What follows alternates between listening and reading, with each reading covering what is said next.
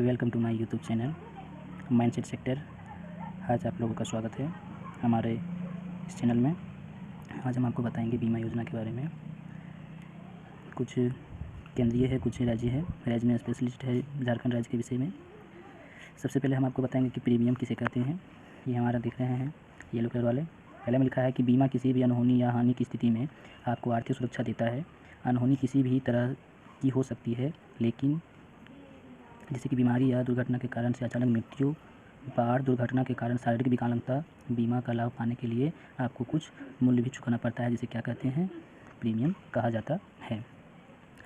अगला हम बताएंगे कि आपको 3 प्रकार के बीमा योजना के बारे में बताएंगे। सबसे पहला है प्रधानमंत्री सुरक्षा बीमा योजना। इस बीमा योजना की कुछ स्पेशल पॉइंट है, जैसे कि यह एक दुर्घटना बीमा योजना है जिसके तहत दुर्घटना के समय मृत्यु अथवा अस्थायी अपंगता होने पर बीमा का लाभ मिलता है। इसका एक चार्ट को हम समझ लेते हैं। इसमें प्रीमियम जो राशि है हमारा एवं 12 रुपया वार्षिक है, यानी आपको साल में 12 रुपये जमा करना पड़ेंगे। बीमा को प्रत्येक वर्ष रेन्यू कराना पड़ेगा, हर साल में आपको रेन्यू करवाना पड़ता है। इसकी आयु सीमा है 18 से 70 वर्ष के बीच एवं 69 वर्ष तक बीमा करवाने के लिए बोल रहा है कि आप 69 वर्ष तक बीमा करवा सकते हैं, उसके ऊपर वाले नहीं करवा सकते हैं। बीमा का जो अवधि है, बीमा का जो समय है, 1 जून से शुरुआत होकर 31 मई तक वार्षिक काम करता है। ये बीमा की राशि स्वतः हर वर्ष 25 मई से 31 मई के बीच में खाते से काट ली जाती है। अगला है दुर्घटना की वजह से मृत्यु होने पर आपको 2 लाख रुपये मिलते हैं। अगला, दुर्घटना की वजह से कोई भी 2 अंग खराब हो जाने से या फिर इसमें आपको 2 लाख मिलते हैं। दुर्घटना की वजह से कोई भी एक अंग खराब हो जाने से आपको 1 लाख रुपये मिलते हैं। तीनों परिस्थिति में 70 वर्ष के बाद मृत्यु होने पर या अंग खराब होने पर लाभ नहीं मिलेगा। अगर आपके लिए वह स्थिति आ जाती है जिसमें बीमा करवाने वाला धारक अगर मृत्यु हो जाए या फिर पूर्ण अपंगता बन जाता है, तो उसके लिए क्या सीन है। नामिती या नॉमिनी जिसे कहा जाता है इंग्लिश में, व्यक्ति को देखिए कुछ बिंदु हैं। पहला है धारक की मृत्यु के 30 दिनों के अंदर नामित को बैंक में धारक की मृत्यु की सूचना लिखित में देनी होगी, पहला है। दूसरा है दावा फॉर्म अच्छे से पूरा भरा हुआ होना चाहिए। तीसरा है मृत्यु प्रमाण पत्र, वो भी ओरिजिनल चाहिए। चौथा है मुक्ति या फिर जब आपको हॉस्पिटल से जब डिस्चार्ज किया जाता है पेशेंट को, उसकी रसीद की मूल कॉपी। पाँचवा है बीमा धारक का बैंक पासबुक की प्रतिलिपि, यानी बैंक पासबुक का फोटोकॉपी आपको चाहिए, जीरोक्स। और अंत का जो बिंदु है, नॉमिनी व्यक्ति का बैंक पासबुक और आधार कार्ड की प्रतिलिपि का मतलब है कि आपको इनका जीरोक्स लगाना पड़ेगा। अगर अस्थायी अपंगता होने पर, पहला, बीमा धारक को बैंक में लिखित में सूचना देनी होगी जिसमें धारक का हस्ताक्षर होना अनिवार्य है। FIR या पंचनामा का मूल कॉपी चाहिए, साथ में ओरिजिनल भी चाहिए उनका। और इसमें अंत में बिंदु है अपंगता प्रमाण पत्र, आपको जिस अंग में दुर्घटना हुई है उसका प्रमाण पत्र तो होना चाहिए। सिविल सर्जन या फिर सदर अस्पताल से यह चीज़ आपको मिल जाएगी। अगला है बीमा धारक का उपरोक्त दस्तावेज जिस बैंक ब्रांच में खाता है वहाँ जमा करवाना होता है। अभी हम जितना आपको चीज़ बताएं सभी को कहाँ जमा करना पड़ता है, जहाँ पर बीमा धारक का जिस बैंक में उनका नाम है वहाँ पर जमा करवाना होता है। वहाँ जाने के बाद आपको क्या करना है, पहला बिंदु है दवा फॉर्म प्राप्त करने से 30 दिनों के अंदर ही बैंक को आगे की प्रक्रिया के लिए दवा फॉर्म सभी दस्तावेजों के साथ बीमा कंपनी को जमा करना होता है। फिर बीमा कंपनी को भी दवा फॉर्म प्राप्त करने के लिए 30 दिनों के भीतर ही राशि नामित व्यक्ति के खाते में भेजना होता है। तो ये आपका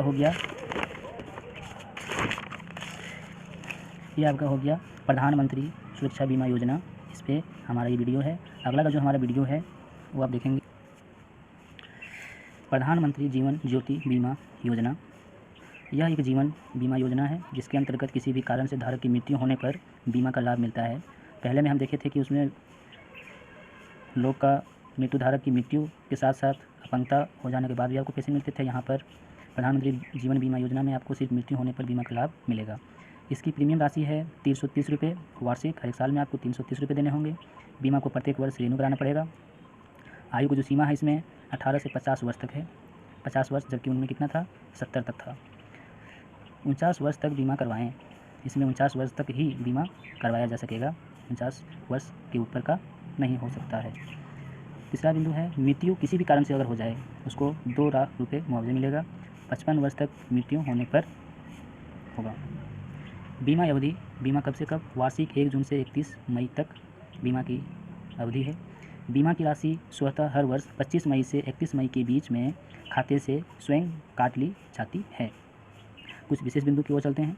पहला है 25 मई से 30 मई की अवधि में खाते से पैसा नहीं रहने पर, अगर आपके खाते में 1 भी रुपये नहीं है तो उस सिचुएशन में जो आपका बीमा है वो रद्द हो जाएगा। रद्द होने की स्थिति में फिर से उसे नया फॉर्म भर कर बैंक में जमा करना होगा। बीमा का प्रीमियम 55 वर्ष तक देना है, जो यहाँ पर आपने देखा था 55 वर्ष तक मृत्यु होने पर देना है। संयुक्त खाता धारक, संयुक्त यानी कि जॉइंट खाता अगर आपका है भी यह बीमा करवा सकते हैं, उन्हें अलग अलग बीमा भरना पड़ेगा। तीसरा चौथा पॉइंट है, इस बीमा से जुड़ने के लिए आधार कार्ड रहना तो आवश्यक नहीं है, परंतु अभी आधार कार्ड को चूँकि मुख्यतः KYC माना जा रहा है, इसलिए आधार कार्ड के जरिए ही बीमा करवाएं ताकि भविष्य में किसी भी प्रकार की परेशानी का सामना ना करना पड़े। इसमें दावा प्रक्रिया है कि अगर धारक की मृत्यु हो जाए तो फिर किस तरह से आप मुआवजा ले सकते हैं।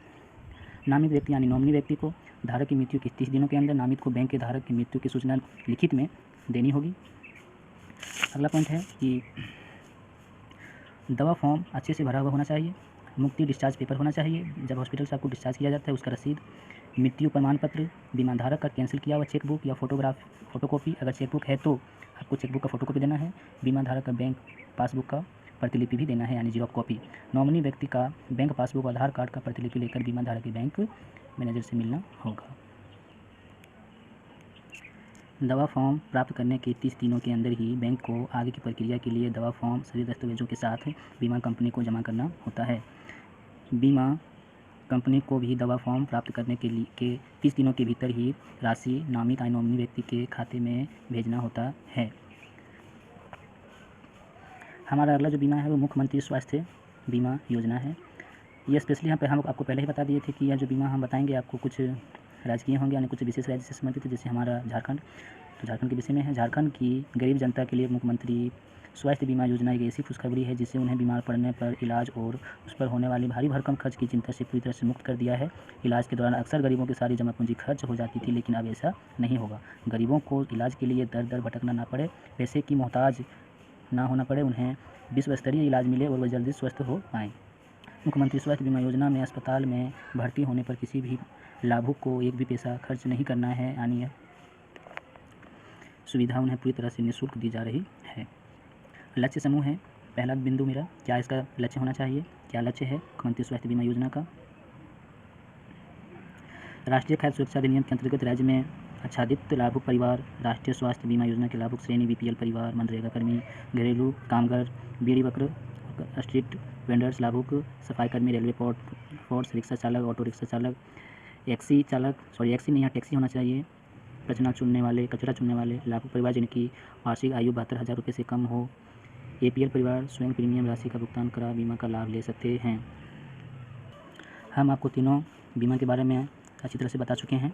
अब हम आपको सभी के लिए कॉमन बातों का ध्यान रखना है। बीमा के बारे में ध्यान रखने वाली विशेष या मुख्य बातें हम उसको कह सकते हैं। बिंदु पहला है, आप बीमा अपनी नज़दीकी बैंक जहां आपका बचत खाता हो वहां पर करवा सकते हैं। साथ ही आप बीमा BC सखी से भी करवा सकते हैं। बैंक बीमा से जुड़े हुए कोई भी रसीद नहीं देती। आपके पासबुक में बीमा का प्रीमियम जमा होने की जानकारी होती है, वही आपके बीमा का प्रमाण है। बीमा से जुड़ने का कोई निश्चित समय नहीं है, परंतु यह बीमा 1 जून से 30 मई के लिए मान्य होगी। आप कभी भी बीमा करवाएं, आपको अवधि समाप्त होने पर फिर से प्रीमियम की राशि देनी होगी। उदाहरण के लिए मान लिया जाए कि आपने 5 अप्रैल 2017 को अपना बीमा करवाया, तो आपकी उस बीमा की अवधि 31 मई 2007 को ख़त्म हो जाएगी। अगर तय उम्र सीमा में बीमा धारक की मृत्यु नहीं होती है तो उसे किसी भी प्रकार का कोई लाभ या प्रीमियम की राशि वापस नहीं मिलेगा। प्रधानमंत्री सुरक्षा बीमा योजना 18 से 70 वर्ष तक होता है और प्रधानमंत्री जीवन ज्योति बीमा योजना 18 से 55 वर्ष तक होता है। नॉमिनी का बचत खाता होना आवश्यक है, क्योंकि बीमा धारक की मृत्यु होने पर बीमा का लाभ सीधे नॉमिनी के बचत खाते में ही जाएगा। उसका बचत खाता किसी भी बैंक के किसी भी ब्रांच में हो सकता है। नॉमिनी के माइनर होने की स्थिति में अभिभावक की घोषणा करनी पड़ेगी। साथ ही उन्हें अभिभावक की नॉमिनी के साथ संबंध भी बताना होगा। प्रधानमंत्री सुरक्षा बीमा का लाभ करने के तुरंत बाद प्रधानमंत्री जीवन ज्योति बीमा का लाभ बीमा कराने के 45 दिन के बाद मिलता है। एक व्यक्ति एक से ज़्यादा बीमा करवा सकता है। कोई भी व्यक्ति अपने 2 अलग अलग खाते में एक ही बीमा नहीं करवा सकता है। अगर कोई व्यक्ति सुरक्षा और जीवन ज्योति बीमा दोनों ही करवाया है और अगर उनकी दुर्घटना से मृत्यु होती है तो उनके नॉमिनी को दोनों बीमा का लाभ कुल 4 लाख रुपये मिलेगा। अंतिम बिंदु हमारा है कि सुरक्षा बीमा अंतर्गत आत्महत्या करने पर कोई लाभ नहीं मिलता है। बीमा धारक की हत्या होने की है तो नॉमिनी का बीमा का लाभ मिलेगा। किसी भी दुर्घटना की स्थिति में ही सुरक्षा बीमा योजना का लाभ मिलेगा। दुर्घटना मतलब ऐसी घटना जो अचानक से होती है, बाहरी कारणों से नहीं होनी चाहिए, जैसे सांप काटना, प्राकृतिक आपदा, सड़क दुर्घटना, मर्डर आदि। हमारे इस चैनल को देखने के लिए आपका बहुत बहुत धन्यवाद। इस वीडियो को आप लाइक, शेयर एंड कमेंट भी करें, साथ साथ आप सब्सक्राइब भी कर सकते हैं ताकि हमारा इस वीडियो को और भी लोग देख सकें और इनका भरपूर फ़ायदा भी ले सके।